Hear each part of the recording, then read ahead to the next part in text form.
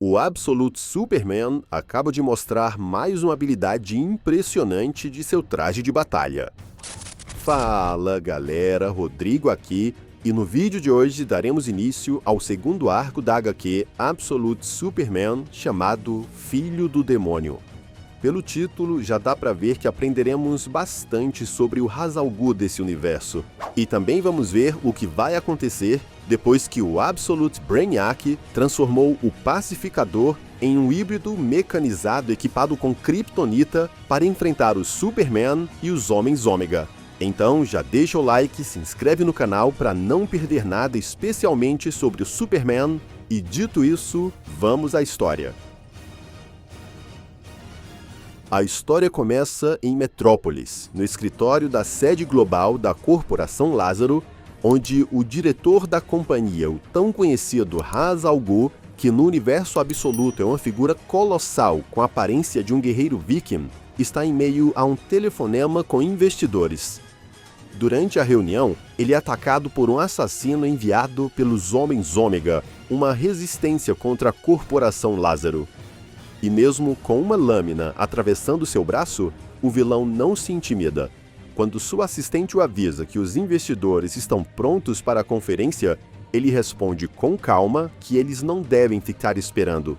Nesse momento, ele quebra a máscara do inimigo com um soco e, enquanto estrangula o homem com as próprias mãos, ele avisa aos acionistas que o som que estão ouvindo é de um inimigo sendo eliminado. Alguém que quer destruir tudo que a corporação construiu, e em seguida ele quebra o pescoço do assassino com um estalo seco. A ação continua com a chegada de mais 2 Homens Ômega, e mesmo ferido, Ra's recusa a ajuda da segurança.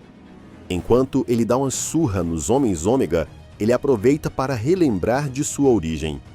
Ele conta que fundou a empresa há 2 séculos, com dinheiro obtido no comércio de peles canadenses e escalpos de Ottawa.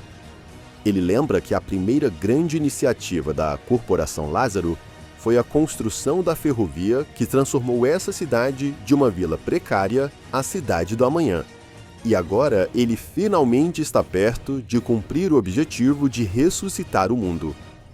Enquanto fala, ele ativa o que ele chama de Poço de Lázaro, a potência máxima, onde joga um dos invasores.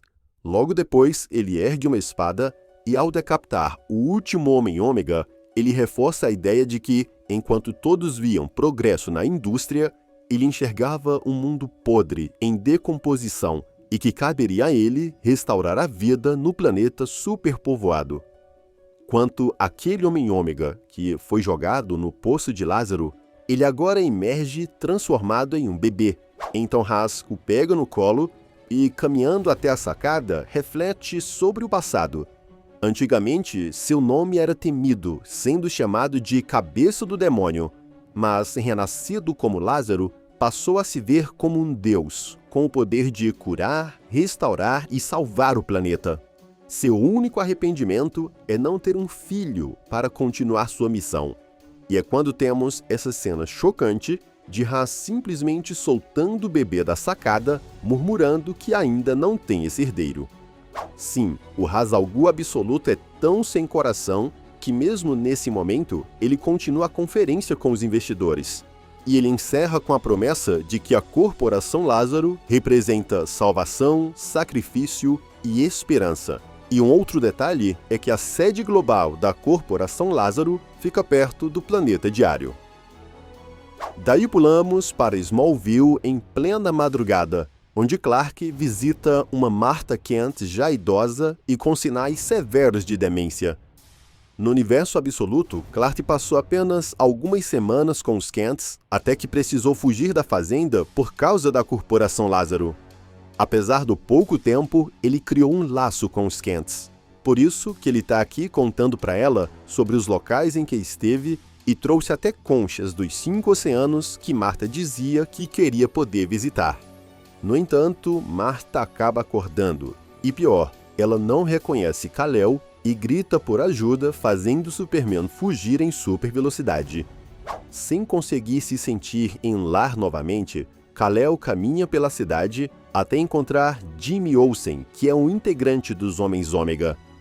Kal-El o acusa de não ter vergonha, considerando as muitas tentativas do grupo em recrutá-lo como uma arma para enfrentar a Corporação Lázaro. Logo em seguida, Lois Lane também aparece, vinda na direção oposta. Lois faz parte da Corporação Lázaro, mas desde a aparição do Superman, ela tem perdido sua confiança na corporação, tanto que ela veio não como agente da Lázaro, mas apenas como Lois Lane tentando alcançar Kal-El como indivíduo. Nisso, Lois e Jimmy se envolvem em uma discussão bem tensa, onde cada um acusa o outro de estar do lado errado, até que Kal-El desaparece sem que percebam. Lois, ao notar que ele se foi, tenta falar em voz alta o que queria dizer na esperança que Kal-El escute. Ela pesquisou sobre um incêndio que foi congelado, um ônibus escolar resgatado de um lago e uma família salva de um tornado, tudo eventos inexplicáveis aqui em Smallville. Ela agora sabe que Kal-El fez tudo isso. Ela sabe que ele sempre retorna à antiga fazenda dos Kents que foi tomada pela Lázaro. E ela acredita que ele busca um lugar onde possa confiar em alguém. Mas então ela para de falar, não tendo certeza se ele ainda a escuta. Jimmy responde que o Superman voltou para lutar pelo que restou de Smallville, apontando para a decadência da cidade, agora dominada pela Corporação Lázaro. Ele acusa Lois de servir a esse sistema e conclui que seria loucura o Superman confiar nela. Lois rebate dizendo que não aceita sermões de um terrorista mascarado, e Jimmy, de forma irônica, afirma que sua máscara é muito estilosa e que ela sabe disso. Enquanto isso, Kal-El observa de cima, e a inteligência artificial do seu traje, chamada Sol, analisa Lois e Jimmy como a representação perfeita dos humanos. Falam demais e ouvem de menos. Mas, antes de terminar sua análise, Kal-El desce num redemoinho de poeira vermelho de Krypton, que faz parte de seu traje, e diz aos dois que ele veio por causa do pacificador Smith. Smith matou muitos inocentes no Paquistão, e Kal-El veio na esperança de se impedir de matá-lo. No entanto, antes que complete a frase, uma bala de kryptonita perfura seu peito. Sim, nos capítulos anteriores foi revelado que Brainiac descobriu a fraqueza do herói. Bom, enquanto uma força de pacificadores desce de helicópteros em busca do Superman, Jimmy aponta sua arma para Lois, acreditando que ela os levou até lá. Lois nega ter qualquer envolvimento com isso. Ela até diz que eles não concordam em nada, mas se eles não trabalharem juntos para colocar o Superman em segurança agora, ele vai morrer e os dois se arrependerão para sempre. E, de fato, Jimmy acaba cedendo e juntos eles carregam o herói para uma farmácia abandonada, enquanto os pacificadores seguem o rastro de sangue deixado pelo local. É nesse momento que o pacificador Christopher Smith entra em cena. Brainiac fez algumas alterações em seu corpo e ele agora está totalmente transformado em um híbrido mecânico. Ele ordena que os outros soldados obedeçam e avisa que, se alguém ousar tocar no Superman, ele mesmo vai puni-los. E aqui é revelado que foi ele quem atirou no Superman. A bala tem um rastreador, ou seja, ele sabe exatamente onde o Superman está.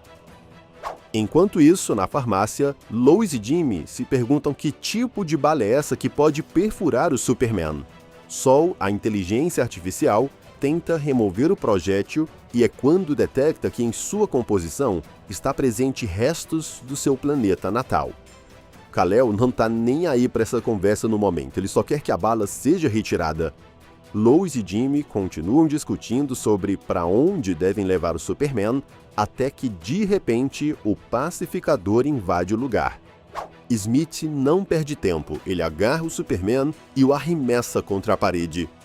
À medida que soca o Superman, ele também o provoca, dizendo que quer ouvi-lo gritar como os outros que matou no Paquistão.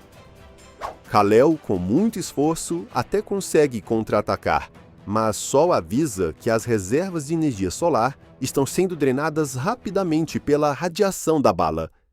Ele então tenta encerrar a luta com um disparo de energia que visa desligar os implantes de Smith, mas o vilão ainda resiste.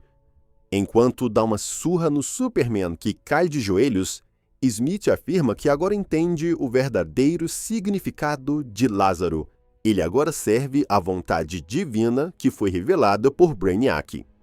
Nisso, Lois e Jimmy apontam as armas contra Smith a fim de proteger o herói, mas logo os pacificadores cercam a todos.